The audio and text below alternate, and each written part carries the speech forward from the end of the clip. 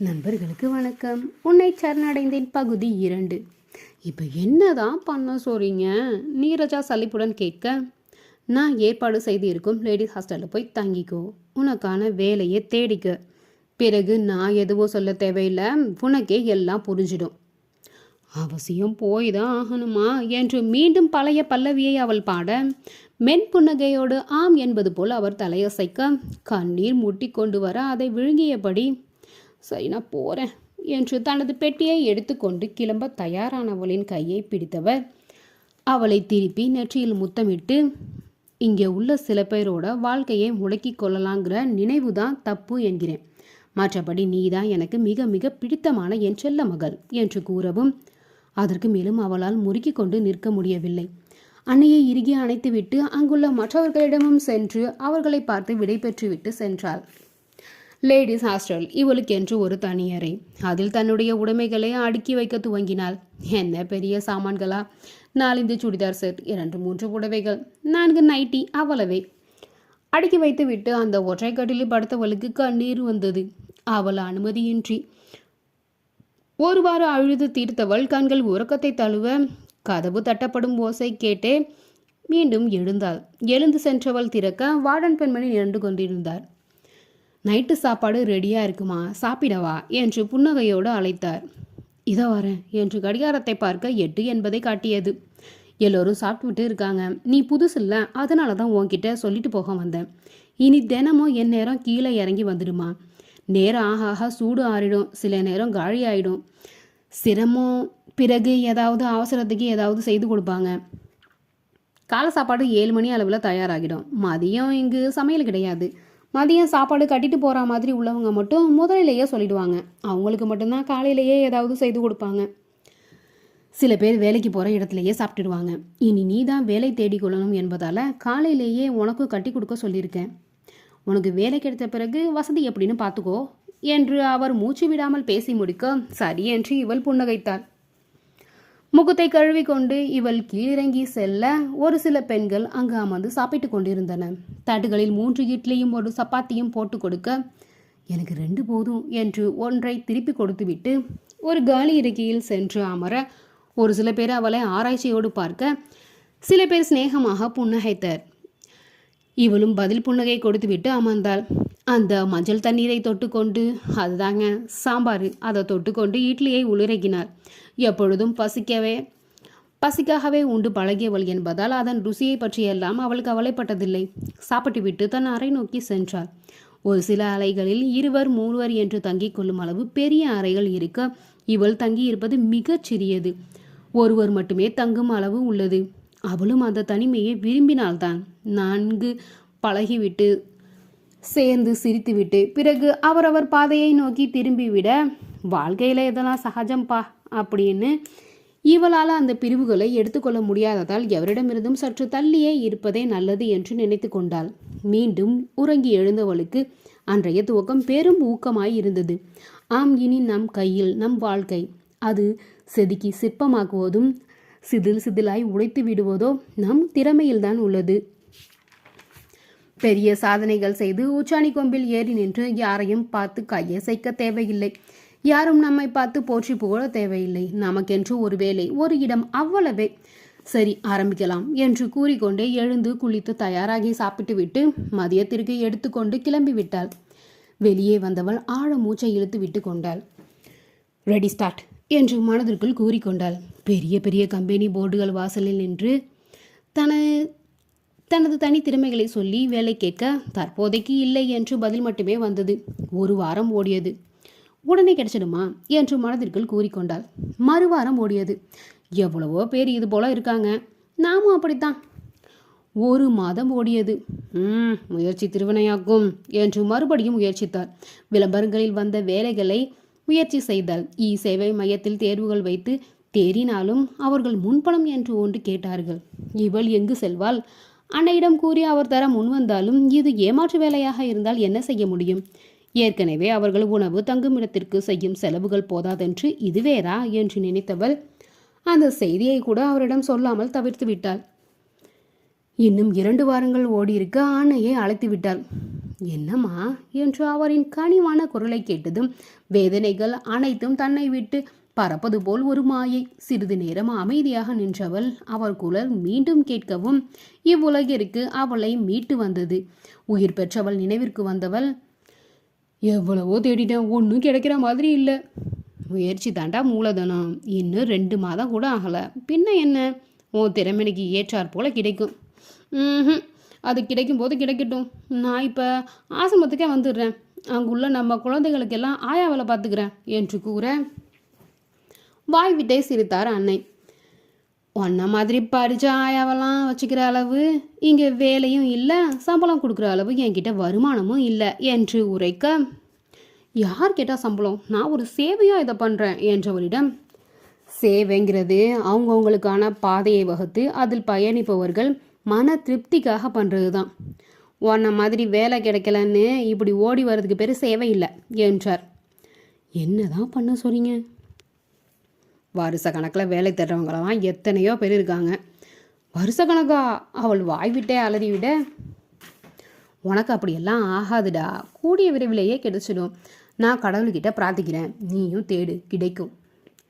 சரி என்று அமைதியானவள் மறுநாள் தன் துயரங்கள், குழப்பங்கள், சிந்தனைகள் அனைத்தையும் ஒதுக்கி வைத்துவிட்டு தன் தேடலை துவங்கினார்.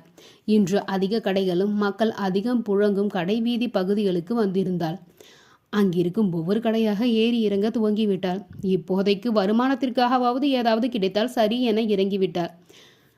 துணிக்கடை, நகைக்கடை, வளையல் கடை, சூப்பர் மார்க்கெட் என்று இறங்கியாயிற்று. இருக்கிறவங்களுக்கே சம்பளம் கொடுக்க முடியலை என்று ஒருவன் புலம்ப, டிகிரி ஹோல்டர்லாம் வேலை நிறைய, சம்பளம் நிறைய கேட்பாங்கம்மா, வேணாம் என்று ஒருவன் மறுக்க, இவள் அதெல்லாம் இல்லை என்று மறுத்தாலும், இல்லை இல்லை அதெல்லாம் சரி வராது என்று அவன் விரட்டி விட்டான். படிக்காததுங்க தாம்பா நம்ம சொல்ல கேட்டு அக்கடானு கிடைக்கும், படித்ததுங்கெல்லாம் சட்டம் பேசும் என்று அருகில் இருந்த வேறொருவிடம் கூற, இவளோ, அப்படின்னா உன் கடையில் வேலை பார்க்குறவங்களெல்லாம் ஏமாற்றி தான் வேலை வாங்குற, போடா நீயும் உன் வேலையும் என்று நினைத்து கொண்டார். மனதில்தான்.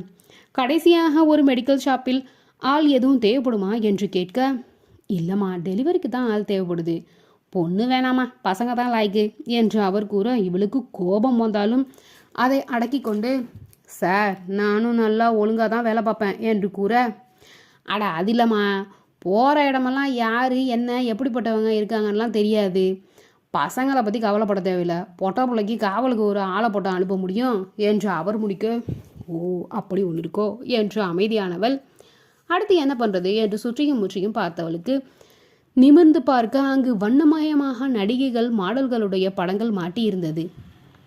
அனைத்தையும் மறந்தவள் அது என்ன இடம்னு போய் தான் பார்ப்போமே என்று ஆர்வம் தோன்ற மெடிக்கல் வைத்திருப்பவரிடம் மேலே எப்படி போகிறது என்று கேட்க அவர் படி இருக்கும் இடம் காட்டினார். அதை கேட்டவள் மேலே ஏறினாள். அந்த கடை வாயிலேயே அடைந்தவள் அந்த படங்களை பார்க்க துவங்கினாள். நடிகைகளின் படங்கள் அழகாக வைக்கப்பட்டு இருந்தது. ஒவ்வொன்றையும் விழிவிரித்து பார்த்து கொண்டு இருந்தாள் என்றுதான் சொல்ல வேண்டும். சினிமாவை விட இந்த ஃபோட்டோவில் இன்னும் அழகாக இருக்காங்களே என்று நினைத்து கொண்டாள். அவர்கள் அழகானவர்கள் தான், மறுப்பதற்கில்லை. ஆனாலும் இவ்வளவு அழகு பதுமையாக மாற பல பட்டி டிகரிங் வேலை பார்ப்பதோடு அல்லாமல் இப்பொழுது கேமராவிலேயே தான் காக்கையை கூட குயிலாக மாற்றி விடலாமே. சரி சரி தத்துவம் போதும், அடுத்து நடக்க போவதை கவனிப்போம். அங்குள்ள ஃபோட்டோக்களை பார்த்து நின்றவள், இது ஃபோட்டோ ஸ்டுடியோவோ என்று நினைத்து வந்தவள், அப்படி இருந்தால் கூட சாதாரண மகள் ஃபோட்டோலாம் இங்கே இல்லையே, என்னவா இருக்கும் என்று தோன்ற, சரி என்ன தான் இருக்குங்கிறத பார்த்துடுவோமேண்டு ஆர்வத்தோடு உள்ளே சென்றாள். அங்கு பேச்சு குரல்கள் கேட்டுக்கொண்டிருந்தது. குரல் வந்த திசை நோக்கி மேலும் உள்ளே சென்றாள். முன்புறம் வரவேற்பெற்கென போடப்பட்டிருந்த சேரும் மேடை அமைப்பும், அதை தாண்டினால் கம்ப்யூட்டர் அமைப்பும் அந்த சின்ன ரூமை அழகாக செட் செய்திருந்தார்கள். அமர்வதற்காக வண்ண சேர்கள், அதை தவிர அங்கு இடமே இல்லை. அடுத்து ஒரு அறை இருக்கிறத கதவை நோக்கி சென்றாள். பேச்சு குரல்கள் மட்டும் அங்கிருந்து தான் வருகிறது. அந்த கதவை திறக்கலாமா வேண்டாமா என்று யோசனையோடு இவள் நிற்க அது முழுவதுமாக மூடப்படாமல் இருந்தது. ஏதோ ஒரு தைரியத்தில் அதில் லேசாக கை வைக்க அது மேலும் விரிந்தது. உள்ளே 4 இருந்தார்கள். 2 பெண்கள் 2 ஆண்கள். முன்புறம் மங்கலான ஒளியில் இருக்க, எதிர்ப்புறம் வெள்ளை வெளேர் என்ற சுவர் திரை அமைப்பு பாவடிவில் இருந்தது. அங்கு ஒரு பெண் கிச்சன் போன்ற அமைப்பை செட் செய்து கொண்டு இருந்தார். அங்கு இருந்தவற்றை கேமராவில் ஒருவன் பார்த்து கொண்டு இருக்க, மற்றொரு பெண் கையில் ஒரு ஃபைலோடு எதையோ எழுதி கொண்டு இருந்தார். அதை சரிபார்த்து கொண்டும் இருந்தார். இன்னொருவன், இப்படி இதை இங்கே வை, அப்படி அதை அங்கு வை என்று கூறிக்கொண்டு இருக்க, இவள் கதவை திறந்ததும் அனைவரதும் பார்வை இப்பொழுது இவளை நோக்க, யார் என்று கேள்வியோடு அந்த பார்வை இருக்க, வேலை தேடி வந்த என்று கூற அனைவரும் அவர்களின் வேலையை மீண்டும் துவங்கினார்கள். அதையும் சரிபார்த்து கொண்டிருந்தவன் மட்டும், அட போமா, எங்களுக்கு வேலையப்போதாவது தான் வருது, நாங்கள் எங்கே உனக்கு வேலை கொடுக்கறது என்றான் சலிப்பாக. இல்லைங்க, கீழே உள்ள கடையிலையெல்லாம் விசாரிச்சுட்டு இருந்தேன், இங்கே உள்ள ஃபோட்டோவெல்லாம் பார்த்ததும் சும்மா அப்படியே மேலேறி வந்தேன் என்று நிறுத்த, ஓகே ஓகே என்றவன் திரும்பி கிச்சன் செட் செய்யும், இது போதுமா, வேறு எதுவும் வேணுமா என்று அங்கு அடுக்கி கொண்டிருந்தவளிடம் கேட்க, போதும் போதும் என்றாள் அவள். இவள் செல்லாமல் இருப்பதை கண்டவன், இங்கே வேலை இல்லைம்மா என்று கூற, இல்லை இல்லை, சும்மா தான் ரொம்ப அலைஞ்சிட்டு வந்தேன், அதுதான் சும்மா பார்க்குறேன் என்று அவள் கூற, ஓஹோ, அந்த சேரில் உட்காந்துக்கோ என்றவன் மீண்டும் தன் வேலையை தொடர்ந்தான். அவளும் ஆர்வத்தோடு அங்கு அமர்ந்து வேடிக்கை பார்க்க துவங்கினாள். இதுவரை அதிகமாக வெளியில் உலாவியதெல்லாம் இல்லை. பள்ளி கல்லூரிக்கு செல்வதோடு வெளி உலக வேலை முடிந்துவிடும் இவளுக்கு. உடனே ஆசிரமத்திற்கு வந்து விடுவாள். ஒரு சில குழந்தைகளும் அங்கு இருக்கும் பொழுது அவர்களை வந்து கவனித்துக் கொள்வாள். அது அவர்களுக்கு பிடித்த வேலையும் கூட. ஒரு சில நேரம் இந்த குழந்தைகளை தத்தெடுத்து சென்று விடுவார்கள். இவளுக்கு பிரிவது முதலில் வருத்தமாக இருந்தாலும் அதை பார்த்த அன்னை இவளை அழைத்து என்ன என்று விசாரிப்பார்.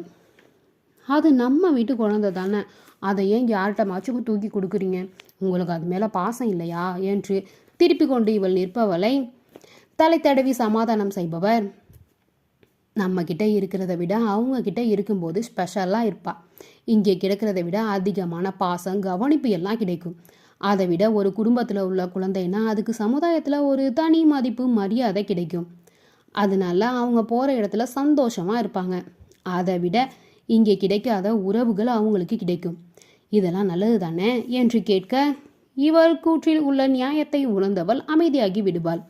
அந்த இல்லம் ஒரு காக்கை கூடு போலத்தான். பாகுபாடு இல்லாமல் குஞ்சுகள் வளர்க்கப்படுகின்றன. அதற்கு சிறகு முளைத்ததும் அதற்கான பாதையை வகுத்து கொடுத்து வழி அனுப்பி வைக்கின்றனர். குருவிகள் மாறி மாறி தங்கி செல்லலாம், ஆனால் கூடு என்றும் அவைகளுக்கு வாழ்க்கை கொடுத்தபடியே இருக்கும். சிறுகடிக்கு முதல் தன் பயணத்தை துவங்கி இருக்கும் இவளுக்கு அந்த உலகம் புதுமையாகவும் இனிமையாகவும் இருக்கிறது. முட்டைக்குழந்து வரும்போது என்னதான் சொன்னிச்சான், கோழி குஞ்சுன்னு கேட்கும்போது கோழி குஞ்சு என்னவோ சந்தோஷமாக தான் ஆடி பாடிட்டு வரும். ஆனால் கடைசியில் அதை 65 போட்ட மாதிரி இவளை யாரும் போடாவிட்டா சரி என்ற நினைவு வர அவள் உதட்டில் மெல்லிய புன்னகை துளிர்விட்டது. அவளுக்கு தெரியவில்லை இந்த புன்னகை களவாட ஒருவன் வருவான் என்று.